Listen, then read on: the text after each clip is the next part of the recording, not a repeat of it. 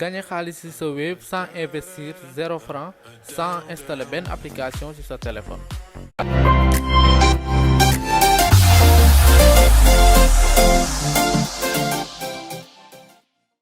Salut les amis, est-ce que ngeen ci jàmm man maa ngi sant yàlla bu baax alhamdulilah. bu fekkee c'est la première fois ngeen di seetaan suñu vidéo fii ci Wolof Tuto ñu ngi leen di ñaan ngeen abonné wu activer cloche notification yi partage vidéo yi au maximum ak seeni xarit. tey nag méthode bi ñu leen di wan pour gagner xaalis je pense que c'est moo gën a facile ci yëpp même ku xamul dara même ak ku mënti doon war nga koo mën parce que bi soxlawul installer application soxlawul dara soxlawul xam ay astuces yu un peu bizarre mais de toute façon même yeneen méthode gagner xaalis yi bii moo gën a yomb ci méthode yëpp donc voilà ku suivre jusqu'à la fin di nga comprendre nan ngay def ba commencer gagner xaalis gratuitement en plus zéro investissement je précise zéro investissement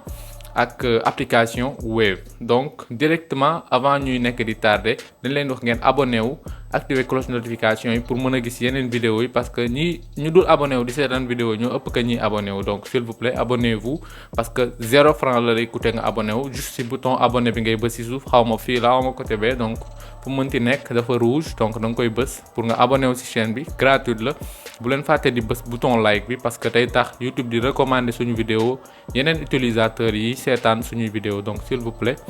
abonnez-vous on y va. ok méthode bi nag c'est très facile day consister juste que saa yoo defee paiement ci marchand au-delà de 1500 maanaam soo defee benn foo fayee kenn koo xam ne marchand la muy boutique wala fu mu mënti nekk wala muy Auchan ak fu mu mënti nekk saa yoo fa fayee rek dañ lay may bonus boo xam ne soit mën nga ko gratter wala par exemple ay bonus wala saa yoo jëndee essence ci ay station yoo xam ne mën nga fay par Wave da ngay am ay bonus 1000 francs donc c'est pas quelque chose de mal yéen a bëgg gagner xaalis gratuitement mais gagner xaalis gratuitement yi du nekk loo xam ne day bëri maa xam ne mën nga koo dundee tous les jours mais juste ay quelques centimes yoo xam ne peut-être mën na la aider ci yenn côté yi mais toutefois gagner xaalis gratuitement ci internet la plupart du nekk somme yu énorme par exemple gagner xaalis yu gratuit ci internet yi bu fekkee ay airdrop la yooyu noonu peut-être mën nga am chance am ci ay xaalis bu bëri wala bu fekkee ay reward Binance la maanaam ay cadeau Binance mën nga ci am xaalis bu bëri mais bu dee ay gagner xaalis gratuitement def ay tâches li nga ciy gagner mënul bëri donc je précise. alors bu ñuy def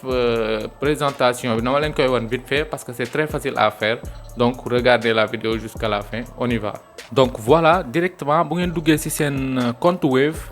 amul dara lu ngeen def lu extraordinaire gis ngeen partie bi ñu bind cadeau fi ngeen gis mu vert nii foofu ngeen di dugg saa yu ngeen defee paiement boo xam ne au-delà de 1500 da ngeen di am ay cadeau yu ngeen di def donc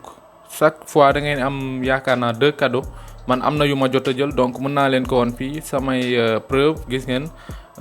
mës naa am 1000 francs ci essence yu may jënd ci station yi donc 100 francs c'est pas mal parce que c'est gratuit encore 1000 francs 2000 léegi 50 100 francs et cetera gis ngeen kii yee ngi noonu léegi nag lan ngay def mooy saa yoo fayee ci marchand da ngay ñëw gis ñu bindal déverrouillé wu na boo ci bësee après da ngay ñëw gratter ko soit nga gagner quelques bonus soit ñu ne la revenez prochaine fois donc c'est ça noonu la ñuy def nag pour gagner xaalis ci suñu Wave. voilà les amis donc on se retrouve à la prochaine ciao.